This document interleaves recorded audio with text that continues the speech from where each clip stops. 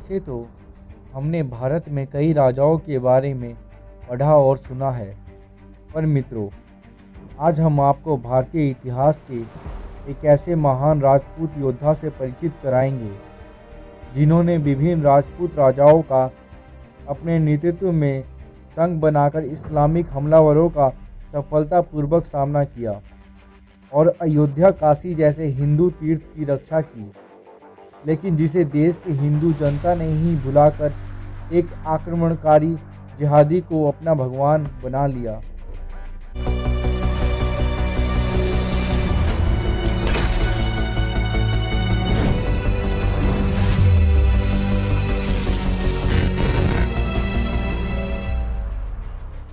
राजा सुहेल देव बैस 11वीं सदी में वर्तमान उत्तर प्रदेश में भारत नेपाल सीमा पर स्थित श्रवस्ती के राजा थे, जिसे सहेत महेत भी कहा जाता है। सुहेल देव महाराज त्रिलोक चंद्र बैस के द्वितीय पुत्र बिडार देव के वंशज थे। इनके वंशज भाला चलाने में बहुत निपुण थे, जिसके कारण बाद में ये भाला सुल्तान के नाम से प्रसिद्ध हुए। सुल्तानपुर की स्थापना इसी वंश ने की थी। राजा सुहेल देव बैस राजा मोरध्वज के ज्येष्ठ पुत्र थे। उनका राज्य पश्चिम में सीतापुर से लेकर पूरब में गोरखपुर तक फैला हुआ था। माना जाता है कि वो एक प्रतापी और प्रजा वत्सल राजा थे। उनकी जनता खुशहाल थी और वो जनता के बीच लोकप्रिय थे। उन्होंने कई मंदिरों की स्थापना की। साथ ही राजा सुहेल देव बहुत बड़े गौ भक्त भी थे। 11वीं सदी में महमूद गजनवी ने भारत पर अनेक आक्रमण किए। उसकी मृत्यु के बाद उसका भांजा सैयद सलार मसूद गाजी की उपाधि लेकर सन 131 से सन 133 ईसा पूर्व में अपने पिता सलार शाहू के साथ भारत पर आक्रमण करने अभियान पर निकला। गाजी का मतलब होता है इस्लामिक धर्म योद्धा। मसूद का मकसद हिंदुओं की तीर्थ को नष्ट करके हिंदू जनता को तलवार के बल पर मुसलमान बनाना था। महमूद ने भारत में आते ही जिहाद छेड़ दिया। जनता को बलपूर्वक इस्लाम कबूलने के लिए उसने बहुत अत्याचार किए, लेकिन कई ताकतवर राज्यों के होते मसूद को अपने इस अभियान में ज़्यादा सफलता नहीं मिली। इसलिए उसने रणनीति बदलकर मार के राजाओं से न उलझकर अयोध्या और वाराणसी के हिंदू तीर्थ को नष्ट करने की सोची, जिसे हिंदुओं के मनोबल को तोड़ा जा सके। उसका मुख्य लक्ष्य ये था कि वे भारत में सभी हिंदुओं को मुसलमान बना सके। मसूद का मुकाबला दिल्ली के तनवर शासक महिपाल से भी हुआ था, पर अतिरिक्त सेना की सहायता से वे उन्हें परास्त कर कन्नौज लूटता हुआ अयोध्या तक चल गया।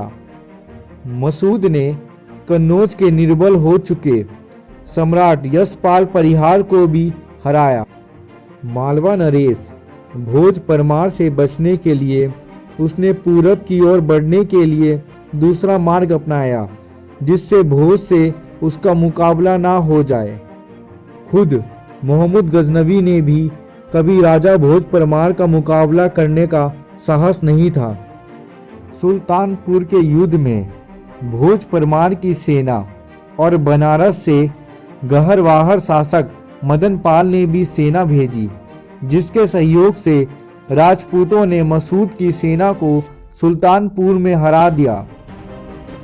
वहां से मसूद अपनी विशाल सेना लेकर सरयू नदी के तट पर सतरिक बाराबंकी पहुंच गया। वहां पहुंचकर उसने अपना पड़ाव डाला। उस इलाके में उस वक्त राजपूत के अनेक छोटे राजा थे। इन राजाओं को मसूद के मकसद का पता था, इसलिए उन्होंने राजा सुहेल देव बैस के नेतृत्व में सभी राजपूत राज्यों को एक विशाल संघ बनाया। इस संघ में सुहेल देव के अलावा कुल 17 राजपूत राजा शामिल थे। सालार मसूद के आक्रमण का सफल प्रतिकार जिन राजा महाराजाओं ने किया था, उनमें गढ़वाल वंश के राजा मदन पाल एवं उनके युवराज गोविंद चंद्र भी थे। उन्होंने अपनी पूरी ताकत के साथ युद्ध में भाग लिया था। इस किशोर राजकुमार ने अपने अद्भुत रण कौशल का परिचय दिया। गोविंद चंद्र ने अयोध्या पर कई वर्षों तक राज किया। युद्ध से पूर्व राजाओं ने संघ बनाकर उन्होंने सबसे पहले मसूद को संदेश भिजवाया कि यह जमीन राजपूतों की है और इसे जल्द से जल्द खाली करे। मसूद ने अपने जवाब में अपना पड़ाव यह कहकर उठाने से मना कर दिया कि जमीन अल्लाह की है। और अगर आपको ये वीडियो अच्छी लगती है तो इसको लाइक, कमेंट, शेयर, सब्सक्राइब करना बिल्कुल ना भूलिए। धन्यवाद मित्रों।